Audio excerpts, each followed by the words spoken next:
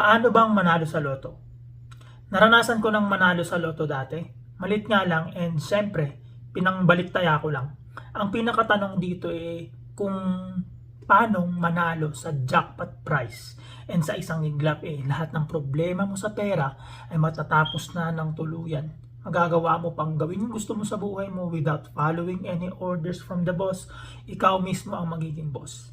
Simple lang naman ang sagot pero napakahirap gawin. Sa Super Lotto 649 na may pinakamalaking price, kailangan mo lang naman tumaya ng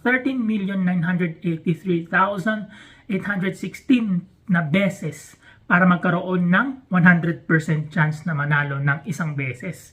Ibig sabihin, kailangan mong gumastos ng times 20 doon kasi 20 pesos yung isang ticket, which totaling of 279,676,320.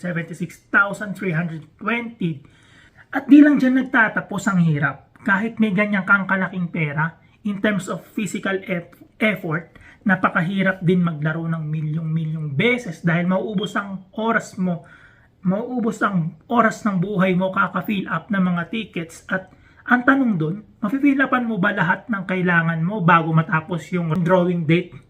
So, kung kaya mong gawin lahat yan, congratulations in advance dahil hindi ka lang mananalo sa loto, ikaw rin ay magkakaroon ng Guinness World Record.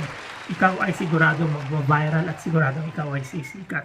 Pero alam nyo ba na meron din napakaswerteng tao sa mundo na hindi lang isang beses nanalo ng loto sa buhay niya. Meron 2 beses, meron din 3 beses na jackpot. Ako, parang imposible. Napaka-imposible, diba? Tingnan mo. Search nyo yung pangalang Janet and Kevin Phillips sa Google. Nakatira sila sa Massachusetts, USA. Nanalo lang naman sila ng 3 beses. 1 million each noong 2014, 2016, and 2019. Hindi ka paniniwala? Pero totoong nangyari. Gumastos lang naman sila ng $15,600 sa ticket nila sa loob ng 2 dekada. Pero wag na tayong lumayo. Meron tayong kababayan, Pilipino, na nagngangalang Lisel and Edgar na Philippine-Canadian. Nanalo din sila sa lottery noong 2020, 2 beses at sa loob lang ng 8 months yun.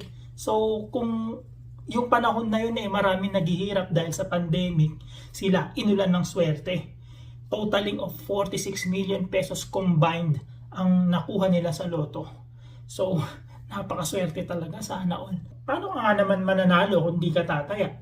With all of these possibilities, probabilities, and negative or positive man, willing ka pa rin bang tumaya sa loto regularly?